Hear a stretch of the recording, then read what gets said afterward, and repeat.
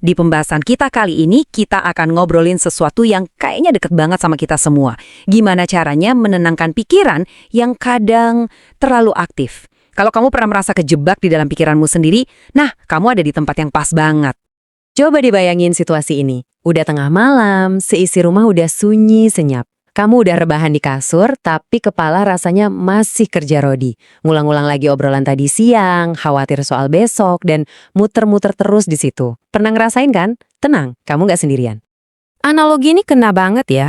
Kita terus bergerak, nge-replay skenario di kepala, tapi ya nggak kemana-mana. Kita buang banyak banget energi, tapi nggak ada satu langkah pun maju. Cuma capek di tempat. Perasaan terjebak ini, yang kita sebut pikiran gelisah, sering banget jadi beban buat banyak orang. Apalagi makin dewasa, makin banyak tanggung jawab, pikiran kita rasanya jadi makin rame. Yuk kita coba bedah lebih dalam. Coba deh kita pakai perumpamaan ini. Anggap pikiran kita itu sebuah ruangan. Setiap hari, sadar nggak sadar, kita masukin barang ke ruangan itu. Lama-lama ruangan itu jadi sumpek, penuh sesak, dan akhirnya kita jadi susah napas di dalamnya. Oke, kita udah tahu rasanya punya pikiran yang penuh sesak itu kayak apa. Pertanyaan berikutnya adalah, kenapa sih kita bisa sampai overthinking? Ngerti akarnya itu bisa mengubah cara kita mandang masalah ini loh. Nah, ini dia poin yang penting banget. Sering banget kan kita nyalahin diri sendiri karena kebanyakan mikir. Dianggapnya itu kelemahan. Padahal, coba deh kita lihat dari sisi lain.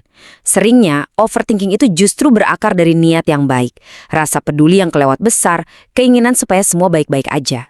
Ironisnya, niat baik tadi itu bisa berubah jadi pola yang nguras energi banget.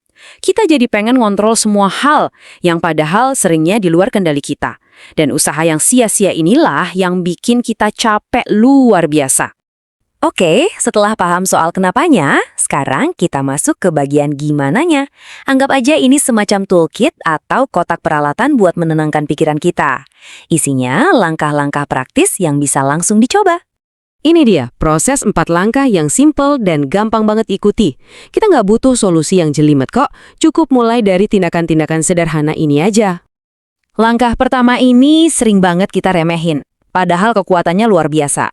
Cuma dengan berhenti sejenak dan ngasih label ke apa yang terjadi, oh gue lagi overthinking, itu udah kayak kita ngambil jarak dari pusaran pikiran. Kita jadi bisa ngelihat situasinya lebih jernih. Langkah kedua ini intinya adalah jadi filter buat pikiran kita. Bedain mana yang bisa kita kontrol, yaitu tindakan kita hari ini, dan mana yang nggak bisa, kayak masa depan atau omongan orang lain. Ini bantu kita fokusin energi ke hal yang beneran penting aja. Dan ini penting buat diingat, melepaskan kekhawatiran yang nggak bisa kita apa-apain, itu bukan berarti kita nyerah ya. Sama sekali bukan. Justru itu adalah tindakan cerdas buat ngejaga baterai mental kita yang berharga banget. Langkah ketiga ini tujuannya simple. Keluarin semua yang ada di kepala. Soalnya kalau pikiran cuma muter-muter di dalam, rasanya ruwet banget. Tapi begitu kita tulis atau kita ceritain ke orang, entah kenapa masalahnya jadi kelihatan lebih kecil dan nggak seseram itu. Sama kayak badan kita yang butuh istirahat, pikiran kita juga butuh loh. Langkah terakhir ini adalah tentang ngasih jeda yang sengaja. Nggak perlu lama-lama kok, jalan kaki sebentar, bikin teh, atau diem sejenak. Kasih pikiran kita waktu buat napas. Oke, dengan toolkit tadi, kita bisa ngatasin pikiran yang lagi berisik. Sekarang, yuk kita coba bangun fondasi yang lebih kuat lagi, yaitu dengan mengubah cara pandang kita buat lebih fokus ke hari ini, ke momen sekarang. Sering banget kan beban mental kita itu datangnya karena kita membawa masa lalu dan masa depan secara bersamaan di kepala kita.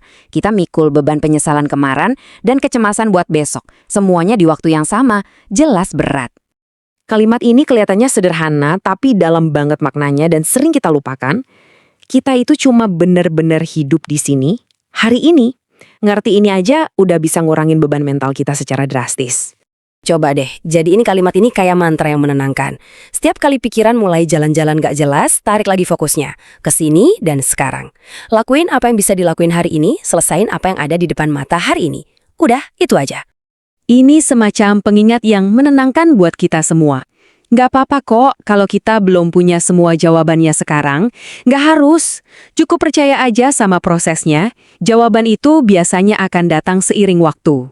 Akhirnya, kita sampai di bagian penutup. Yuk, kita rangkum semuanya dengan sebuah tujuan yang realistis dan baik buat diri kita sendiri dalam perjalanan kembali menuju ketenangan. Ini poin yang krusial banget. Tujuan kita itu bukan untuk berhenti mikir. Itu mustahil.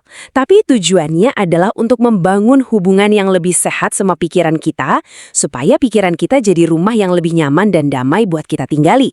Dan ini dia pesan utamanya yang paling memberdayakan. Skill yang sebenarnya itu bukan untuk jadi orang yang nggak pernah cemas sama sekali. Tapi skillnya adalah belajar gimana caranya dengan lembut nuntun diri kita sendiri buat pulang ke rasa tenang lagi dan lagi setiap kali kita merasa tersesat. Nah, sebagai penutup, aku mau ninggalin kamu dengan pertanyaan ini. Apa satu langkah super kecil yang bisa kamu lakuin hari ini?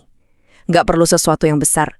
Mungkin cuma menikmati secangkir teh dalam diam atau nulisin satu aja kekhawatiranmu. Mulai aja dari situ.